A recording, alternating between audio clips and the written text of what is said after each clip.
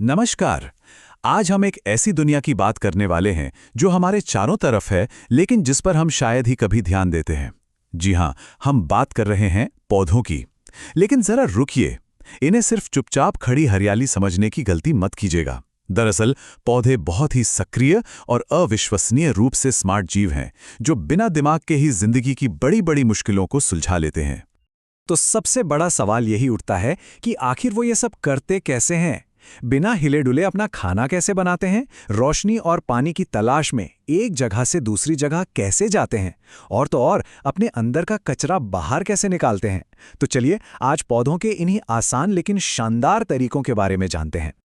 तो सबसे पहले बात करते हैं सबसे बड़ी और बुनियादी जरूरत की, खाना। जब कोई एक ही जगह पर खड़ा हो, हिल भी ना सकता हो, तो वो खाएगा कैसे? पौधों के पास इसका जो जवाब है वो जितना जरूरी है उतना ही शानदार भी। वो अपना खाना खुद बनाते हैं और इसकी विधि मतलब रेसिपी बहुत ही सरल है। इसे आप एक तरह की कुदरती किचन रेसिपी समझ सकते हैं।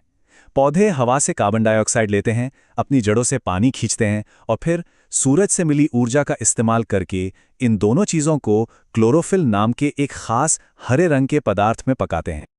और इस कुकिंग प्रोसेस का नतीजा क्या निकलता है? ग्लूकोज, यानी एक तरह की चीनी, जो पौधे का मुख्य भोजन है। लेकिन असली मजा तो अब है। इस पूरी प्रक्रिया में एक वेस्ट प्रोडक्ट भी बनता है, और वो वेस्ट प्रोडक्ट है ऑक्सीजन। जी हां, वही गैस जिसके बिना हम सांस नहीं ले सकते, वो असल में पौधों के खाना बनाने की प्रक्रिया का बचावा हिस्सा है।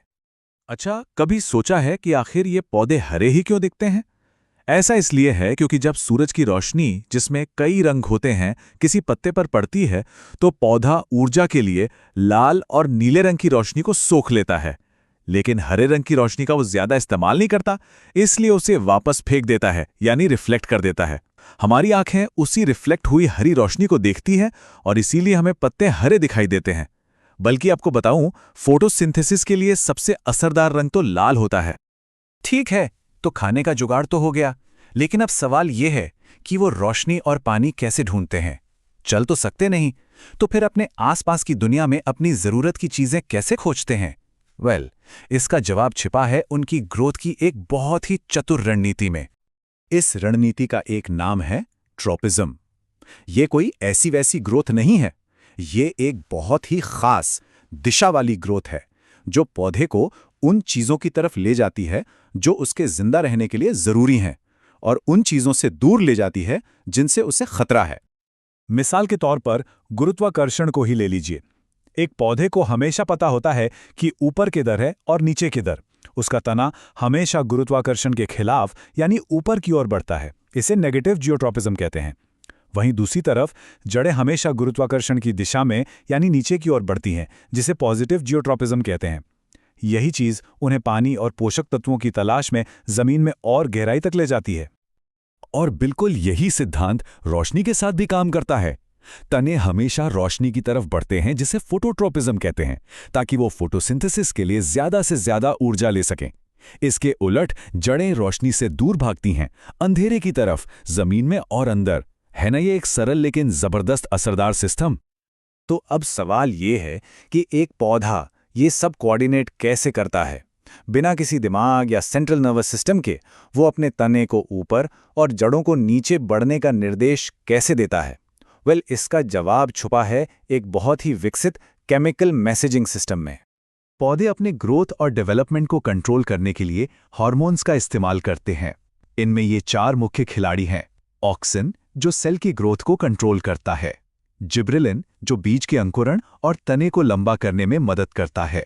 साइटोकाइनिन, जो सेल डिवीजन को बढ़ावा देता है।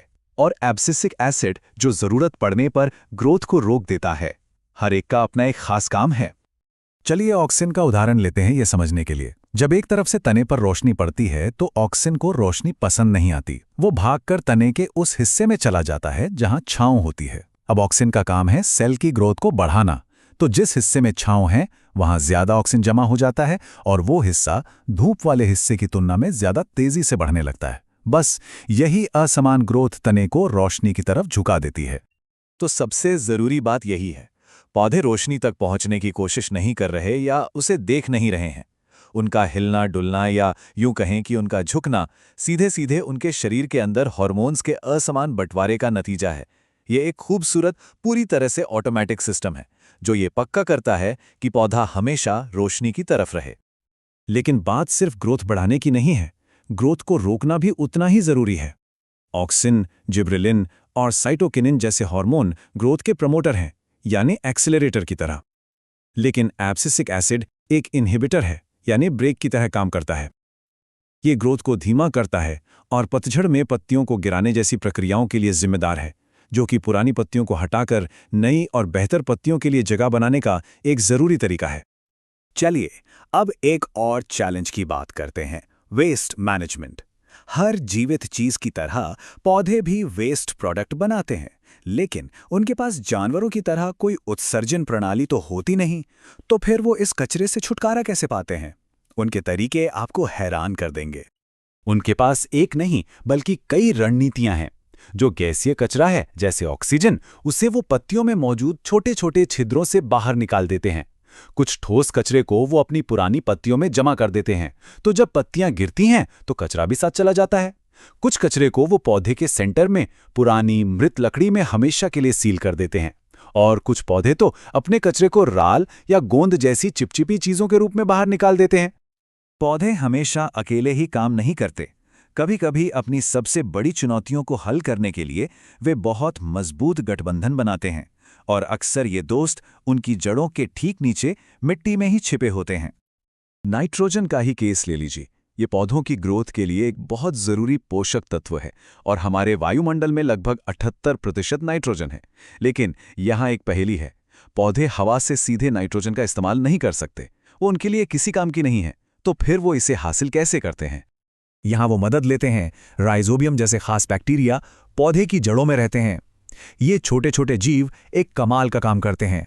ये हवा से नाइट्रोजन लेते हैं और उसे एक ऐसे रूप में बदल देते हैं जिसे पौधा आसानी से सोख सकता है। एक तरह से ये बैक्टीरिया पौधे की जड़ों में ही छोटी छोटी खाद की फैक्ट्रियां बनकर काम करते हैं। और जब हम पौधों के जटिलताओं की बात कर ही रहे हैं, तो उनकी अंदरूनी दुनिया भी उतनी ही पेचीदा है। मटर के पौधे को ही लीजिए, जिस पर ग्रेगर मेंडल ने जेनेटिक्स के अपने मशहूर प्रयोग किए थे। उसकी हर एक कोशिका में क्रोमोसोम के 7 जोड़े होते हैं।